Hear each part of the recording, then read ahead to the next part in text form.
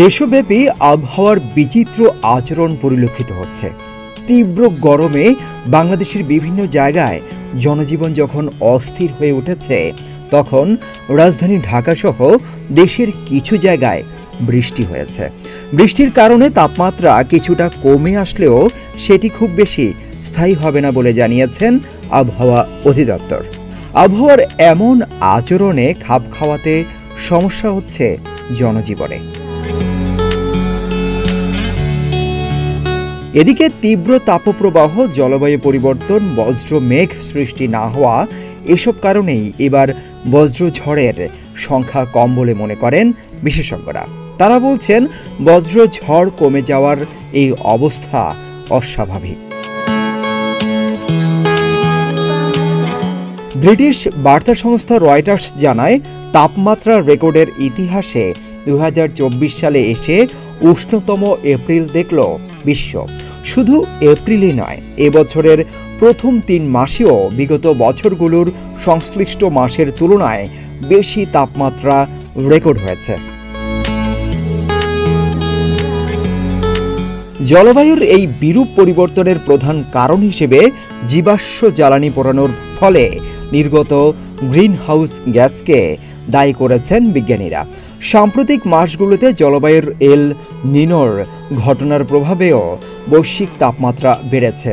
এর প্রভাবে অস্বাভাবিকভাবে উষ্ণ হয়ে উঠেছে পূর্ব প্রশান্ত মহাসাগরীয় অঞ্চলের ভূপৃষ্ঠের পানিও। এদিকে এপ্রিল মাসে ঝড় কমে যাওয়ায় অস্বাভাবিক তাপপ্রবাহকেই কারণ মনে করেন বিশেষজ্ঞরা। যেমন এপ্রিল মাসে যেটা চিরাচরিতভাবে হয়ে আসে তা হলো প্রচণ্ড গরম পড়ে, আবার একসময় বজ্রসহ ঝড় হয়ে সেই গরম প্রশমিত হয়, তারপর আবহাওয়া একসময় গরম হয়। এভাবে তাপ ও ঝড় বৃষ্টির মধ্য দিয়ে চলে এই এপ্রিল মাস। কিন্তু দিন দিন এপ্রিল মাসে তাপপ্রবাহ বেড়েছিল, কম ছিল বজ্রঝড়ের সংখ্যা। বিশেষজ্ঞরা আরও জানান, মাত্রাতিরিক্ত তাপই দায়ী বজ্রঝড় কম হওয়ার, আর এর কারণ বৈশ্বিক উষ্ণতা। আর এদিকে সারা দেশে দিনের তাপমাত্রা আরও কমার পূর্বাভাস দিয়েছে আবহাওয়া অফিস।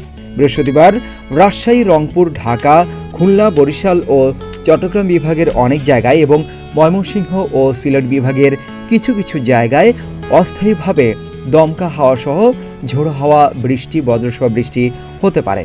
সেই সঙ্গে কোথাও কোথাও বিক্ষিপ্তভাবে শিলাবৃষ্টি হতে পারে। সারা দেশে দিনের তাপমাত্রা সামান্য হ্রাস পেতে পারে এবং রাতের তাপমাত্রা প্রায় অপরিবর্তিত থাকতে পারে। শুক্রবার ঢাকা, ময়মনসিংহ, খুলনা, বরিশাল, চট্টগ্রাম ও সিলেট বিভাগের অনেক জায়গায় এবং রংপুর ও রাজশাহী বিভাগের কিছু কিছু জায়গায় অস্থায়ীভাবে দমকা বা ঝোড়ো হাওয়া সহ বৃষ্টি অথবা বজ্রসহ বৃষ্টি হতে পারে। সেই সঙ্গে কোথাও কোথাও বিক্ষিপ্তভাবে শিলাবৃষ্টিও হতে পারে।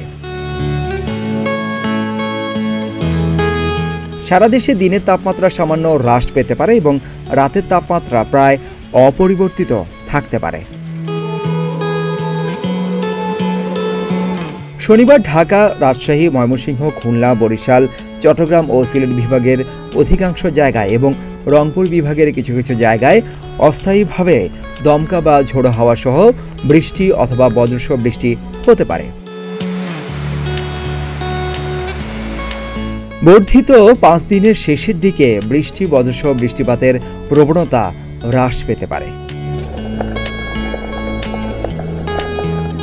সিদ্দিকুর রহমান, রোমন, প্রতিদিনের বাংলাদেশ।